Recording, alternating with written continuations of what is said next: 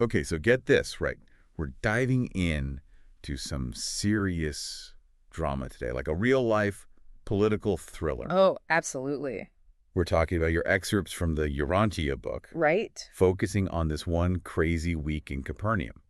And let me tell you, Yeah. it gets intense for Jesus. Like, we all know the stories about the miracles and the teachings, but there's this whole other layer, this political drama unfolding behind the scenes. It's true. It's like Jesus wasn't just out there in isolation. You've got all these political and social forces at play that really add a whole new dimension to his story, don't you think? Okay, so let's break this down. Okay. We've got Herod Antipas, who's the big guy in Galilee. Right. And remember, this is the same Herod who had John the Baptist, beheaded, Oh, yeah. which kind of tells you everything you need to know about it, right? Yeah, that's not a great look. And that whole execution, that really weighs on Herod's mind as he's trying to figure out what to do about Jesus, you know? Is this guy going to cause the same kind of trouble? Exactly. And the pressure is on because Herod's also getting it from the Jewish authorities in Jerusalem. They want Jesus gone. 100%. They see him as a major threat. But here's the thing, Herod, he's stuck. He's caught between a rock and a hard place because on one hand, he has to answer to Rome, and they hated any kind of local uprising. They didn't mess around. No, not at all. And then on top of that, you've got Herod, who's, let's face it, a little superstitious. He's haunted by John the Baptist's death. He's terrified of what might happen if he goes after another big religious figure. So it's like damned if you do, damned if you don't. Exactly. So he's stuck with the Jewish authorities, breathing down his neck, and then his own fears and the Romans to worry about. Talk about pressure. So what does he do? Well, this is where it gets juicy. The book mentions Herod getting this report from a guy named Chuza. Chuza, okay. And he's a member of Herod's court, right. But here's the kicker. His wife is a follower of Jesus. Oh, talk about an inside scoop. Right. Talk about access. And Chuza, he tells Herod that Jesus is only focused on spiritual stuff, not political upheaval. Interesting. So he's got his own guy telling him, hey, don't worry about it. This guy's not a threat. Exactly. And I mean, put yourself in Herod's shoes. You're getting all this conflicting information. You're scared. And then someone you trust, someone close to you says, don't sweat it. I could see how that would at least, calm the nerves a little. It seems to have worked, at least for a bit. Herod's more willing to believe Chuza over everyone else. He starts seeing Jesus as this harmless, maybe even a little crazy, but not dangerous, which I think is so interesting because it shows you how much influence these personal connections have, even when it comes to power. Oh, totally. It makes you think, what if Herod hadn't gotten that reassurance from Chuza? Oh, for sure. Things could have gone very differently. But even with Herod kind of chilling out, the Pharisees, they are not done. They're on a mission. They want Jesus gone, and they're not letting up on Herod. But then they also do something pretty drastic. What's that? They basically order all synagogues in Palestine closed to Jesus and anyone who follows him. Shut them all down. That's a power move. It was huge, never been done before. I mean, before this, each synagogue was like its own little independent state, answerable only to their own council, their own rules. And then suddenly, boom, you get the big dogs in Jerusalem, the Sanhedrin, coming in and basically saying, nope, we're calling the shots now. It shows you how worried they were. Completely. And to really hammer it home, you've got that incident with the Hebron synagogue. Oh, yeah. The one place that basically told the Sanhedrin to get lost. And then what happens? Their synagogue burns down. Under very suspicious circumstances. Exactly. Not exactly a subtle message. Yeah, you think the authorities had something to do with it? Who knows? But it's clear that things are escalating quickly. No kidding. So you've got this, power struggle going on, right? Yeah. This head-to-head between Jesus and these religious leaders. Mm-hmm. And then, right in the middle of it all, Jesus does something totally unexpected. Yeah, it's wild, right? It's like he hits the pause button on this whole drama. He tells his disciples, take a week off, guys. Go home, chill out, recharge, and just, spread the word quietly. It seems kind of out of left field when you think about it. Right. It's like, wouldn't you think he would want to, keep pushing forward? Maybe even use all this craziness to his advantage? Yeah, you'd think so, right. But I think that's what makes it so interesting. It wasn't that he was giving up or anything. It was strategic. I mean, he knew his followers were stressed. They were exhausted from all the pressure. And you got to figure he probably needed a break himself, right? Oh, for sure. So this week, it wasn't just about resting. It was more like, okay, let's regroup, rethink things, come back stronger. It's like in those sports movies. Exactly. When the team's down and out and the coach calls a timeout to, give him a pep talk. Yep. Totally. And it reminds me of that saying, like, sometimes you have to retreat to regroup and come back even stronger, you know? Totally. But this break, it also gives us a chance to see another side of the story.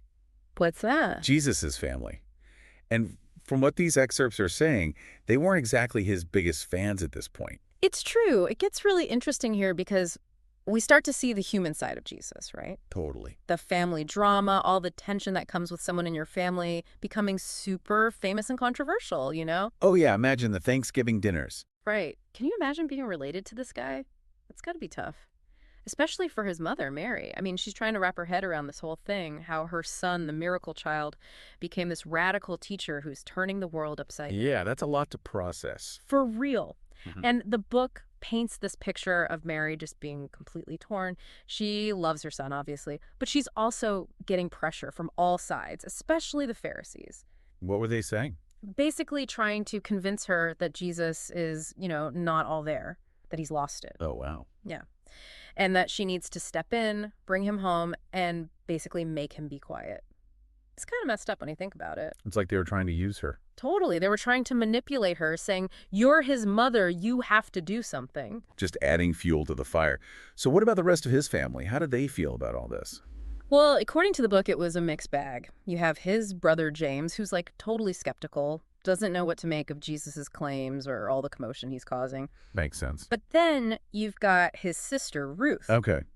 And despite all the pressure, all the doubt, she becomes this unwavering believer, just a rock of support for him. Wow, a true believer. Right. It really shows you how his message, his actions, they resonated on a personal level, even divided families. Which, let's be real, is something that happens all the time, right? Even today. Oh, absolutely. I mean, how many families do we all know where, like, politics or religion or whatever causes these huge rifts? Totally. It's like a tale as old as time.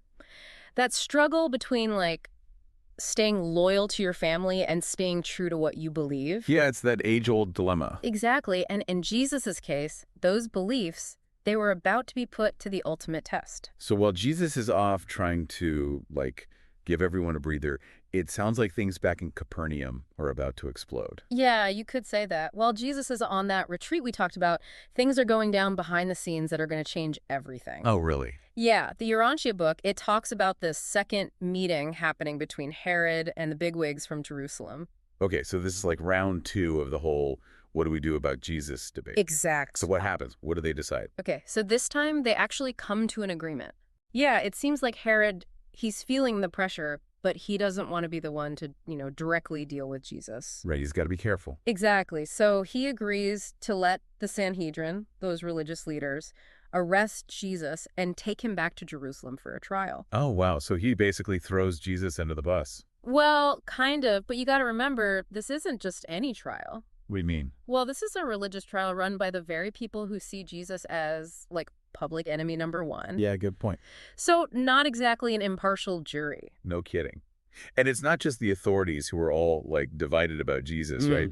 The book also talks about that crazy town meeting in Capernaum. Oh, yeah, that's a great scene. The book makes it so vivid, Like, you can almost picture these people, just regular folks, trying to wrap their heads around Jesus. I bet it was like a town divided. Totally. You had some who thought he was harmless, maybe a little eccentric, but no big deal. And then you had others who were convinced he was dangerous, even possessed. Wild, right? Oh, totally. It's kind of funny, though, because, like, haven't things really changed that much? I mean, people still have such strong opinions about, controversial figures. Yeah. It's like history repeating itself. Yeah, it's human nature, right? We struggle with things we don't understand, especially when it comes to faith and stuff like that. Totally. So we've got all this drama unfolding, and then, in the middle of it all, Jesus is with his disciples, and his family shows up. Talk about bad timing, right? It's a really poignant moment because they obviously care about him, they're worried, but you can also sense this, I don't know, maybe a little embarrassment about all the trouble he's caused. Yeah, I bet they just wanted him to come home and lay low. For sure. And it's got to be hard for Jesus, too, trying to, like, impart this incredibly important message, knowing he might not see his followers again. And suddenly, he's got his family there, worried sick. Oh, yeah, talk about pressure. Right. And this is where the Urantia book gives us this really powerful glimpse into Jesus's dedication to his mission. When his family's all like, come on, let's go home, he says something really interesting. What's that? He says, who's my mother? And who are my brothers? It's not that he's rejecting his family. Right. It's more like he's saying, my purpose, my calling, it's bigger than all of us, even family. Powerful stuff. Okay, so you've got all this going on, this incredibly tense family reunion, and then, to make matters even worse, news arrives. Right. It's almost comical how the tension just keeps building. So what happens? Tell me everything. The authorities are on their way. They're coming to arrest Jesus. Oh, wow. Talk about an intense situation. Yeah, and in that moment, Jesus, he's got a choice to make. Does he stay and fight? Exactly. Does he stay in Capernaum knowing that a trial there would be a sham? Right. Or does he do something else? And what he chooses to do really speaks volumes. What does he do? He decides to leave. He takes his disciples and they flee Capernaum. It's like this huge turning point. He goes from being a teacher with a home base to basically a wandering preacher. Relying on the kindness of strangers. Exactly. And it makes you think about everything that led up to that moment. The politics, the pressure from the authorities, the family drama, the very real danger he was in. Yeah, it definitely adds a whole other layer to the story, doesn't it? It's not just about miracles and teachings. It's about power struggles, personal sacrifices, and having the courage to stand up for what you believe in, even when it means leaving everything behind. Exactly. It makes you wonder, how does knowing all of this change how we see Jesus? How does it impact our understanding of his message? It's a lot to unpack, that's for sure. And on that note, that's a wrap on another deep dive. Big thanks to the listener for sending in these excerpts from the Urantia book. It's been quite a journey. Make sure you subscribe to the show because you never know what we're diving into next.